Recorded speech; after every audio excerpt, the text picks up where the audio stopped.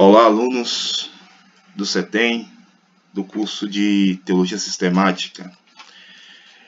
Nessa pequena aula, eu gostaria de trazer para vocês um pouquinho sobre a doutrina freudiana de destruição da consciência. Essa pequena aula vai ser utilizada em uma das nossas atividades e espero que seja de bom proveito para vocês. Bom, nós temos a noção de que Freud, esse filósofo da mente, né, considerado o pai da psicanálise vienense, ele elaborou uma teoria da psique humana e nessa teoria ele fala sobre o id, o ego e o superego. Vocês já viram aqui, ou estão lembrados, né, do desenho do Pato Donald, e que esse recorte aqui, essa tirinha, é uma das cenas de um dos desenhos do Pato Donald, em que aparece, né, de um lado o diabo, né, falando para ele fazer, né, faça mesmo, você quer, ou seja, cometer algum dolo, alguma ação errada, pecaminosa, e do outro lado um anjo dizendo não faça, né, e ele em dúvida. Isso nada mais é do que uma teoria freudiana, tá, que versa sobre a questão dos instintos, né, dos desejos mais internos, mais fortes do ser humano, sendo, segundo a teoria de Freud, sendo impedidos pelos valores que são imputados no ser humano, nos seres humanos, ao longo das suas vidas. Então vamos ver um pouquinho como é que funciona essa teoria de Freud, que é destruidora da consciência. Tá? Primeiro, Freud ele falava sobre o ego. Ele dizia que o ego é quem você é de fato, né?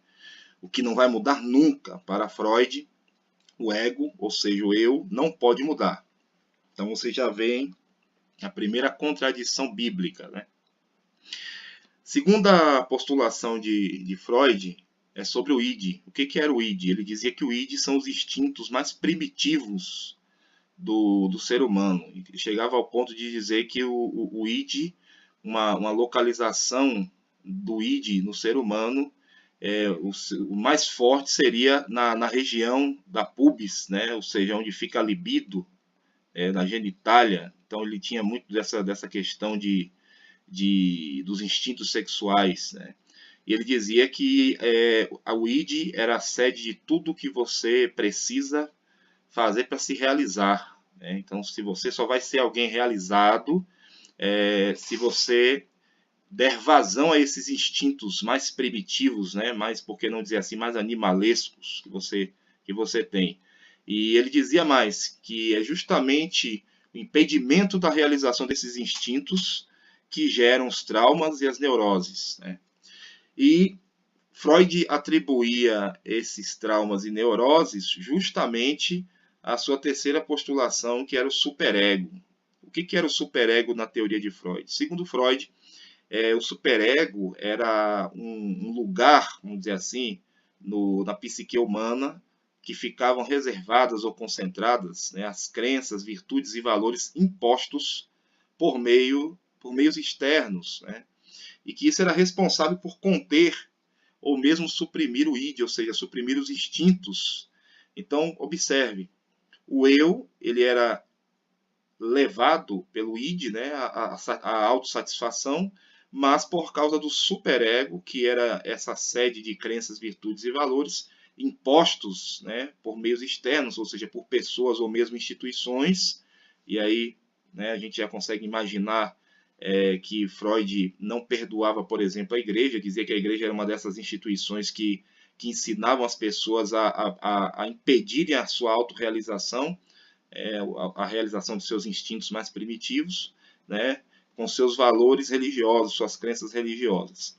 Então percebam que essa teoria freudiana ela vai de encontro à Bíblia, e principalmente em textos, né, como Provérbios 20 e 27, 1 Timóteo 1,5, 1 Timóteo 4,2, 1 Pedro 3, 20 e 21, todos esses textos que versam sobre a questão da consciência. Né? A Bíblia trata amplamente sobre a questão da consciência. Por exemplo, Provérbios 20 e 27 diz: o espírito do homem é a lâmpada do Senhor, a qual esquadrinha todo o mais íntimo do corpo. ou seja, diz que o espírito do homem, ou seja, o espírito humano é a consciência, na linguagem bíblica, né? Diz que ela é a lâmpada do Senhor, ou seja, o Senhor liga a consciência e o homem, por causa dessa consciência ativada por Deus, ele é impedido, né, de pecar, ele é impedido de se enveredar, né, pecaminosamente ou de realizar os seus instintos mais primitivos, no sentido de dar vazão ao pecado da carne, o pecado do corpo, enfim. Também Paulo, escrevendo a Timóteo, seu filho na fé, na sua primeira carta, no capítulo 1, no verso 5, o apóstolo Paulo ele diz o seguinte sobre a consciência. Ora, o intuito da presente admoestação visa ao amor que procede de coração puro e de consciência boa e de fé sem hipocrisia. Então, Paulo fala de uma boa consciência, né? Então, existe a consciência boa, ou seja, a consciência moldada pela palavra de Deus, não por teorias, vãs filosofias.